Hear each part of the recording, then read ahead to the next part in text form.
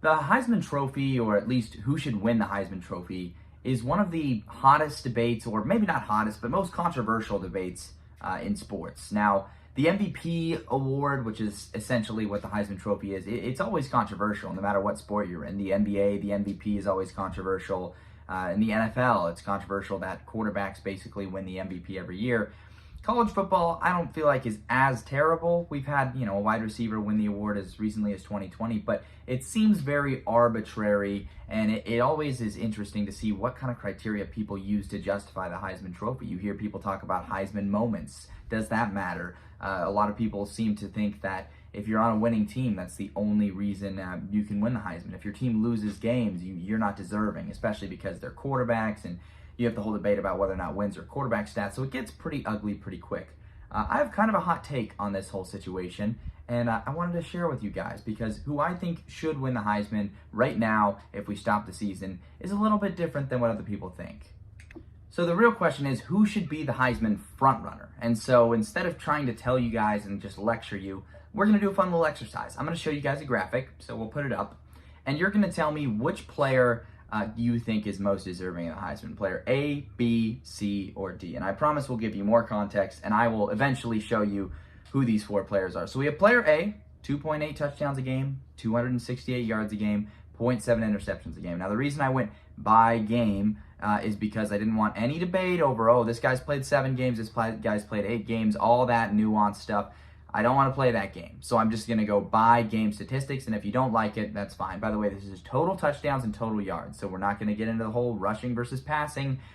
Total touchdowns, total yards, all 4 guys are quarterbacks. So now that we've cleared that up, just take a minute to formulate an opinion. Player B, 3.8 touchdowns, 386 yards a game, 0.4 interceptions, and then players C and D are in there as well for reference. Now, in case you're wondering how I selected these 4 quarterbacks, I selected the 4 highest odds-on players to win the Heisman.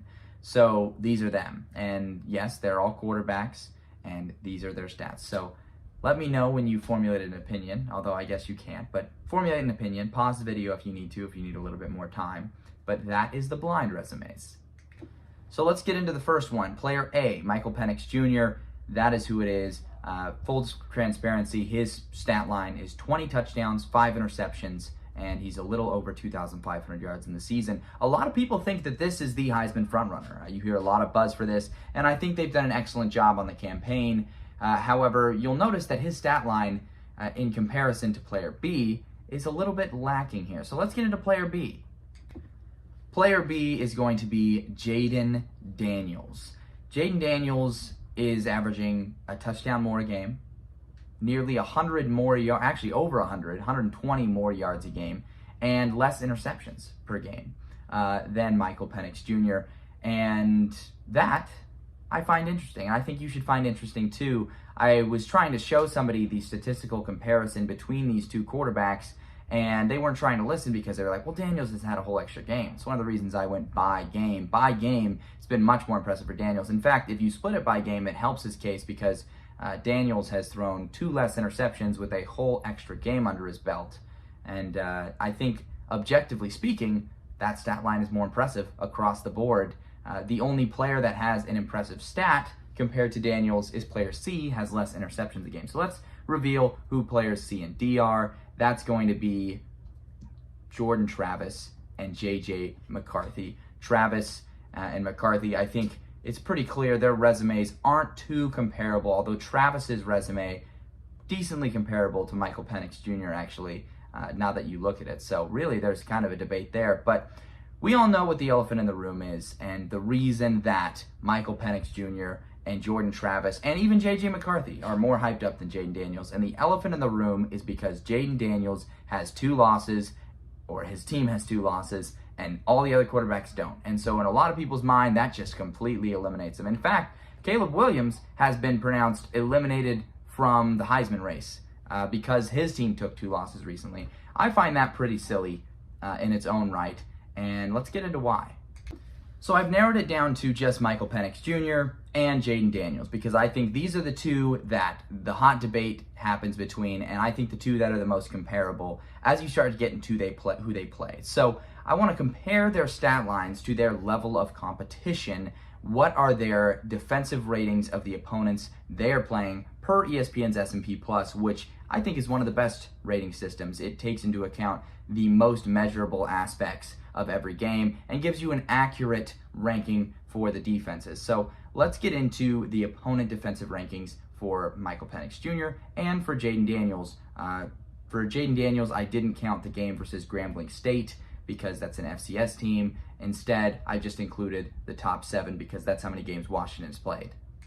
So we take a look with the grand reveal. Washington and Michael Penix Jr. have played the 110th, 38th, 93rd, 72nd, 66th, 77th, and 31st ranked defenses. The 2 best that they played was the 31st ranked, which is the Oregon Ducks, and the 38th, which is the Michigan State Spartans. So that's an average of 69.6, and I'm sure you're already peeking over to the other side of the graphic. Daniels has played 17th, 34th, 60th, 49th, 22nd, 44th, and 92nd for an average of 45. The 45th best defense is the average one that Jayden Daniels plays, including 2 that are better than any defense that Michael Penix Jr. has played. I believe Florida State is the 17th rated one, and 22nd, correct me if I'm wrong, is Ole Miss. I would have to double check on that. But clearly, he has played better competition as far as on defense, and he has had a better statistical output. So to eliminate him simply because his team has taken a couple losses, I find pretty silly and pretty ridiculous, to be frank. Going back to the full pool of 4 candidates, you talk about the 3 candidates that are undefeated versus Jayden Daniels that's taken a couple losses. Washington's defense is 24th in the country as far as S&P Plus is concerned. Michigan's defense is 2nd. Florida State's is 17th.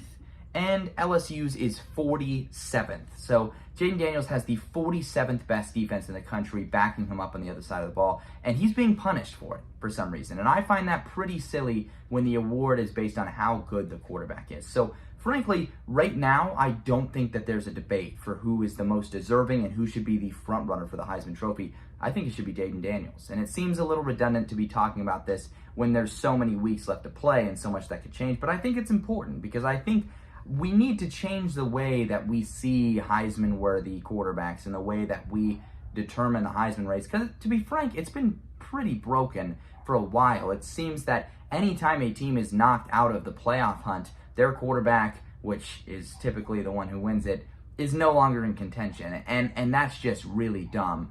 And what makes me sad is the only way for Jayden Daniels to get back in contention is if LSU rips off a bunch of wins and gets back in the playoff conversation as a 2-loss team, which I think they could do.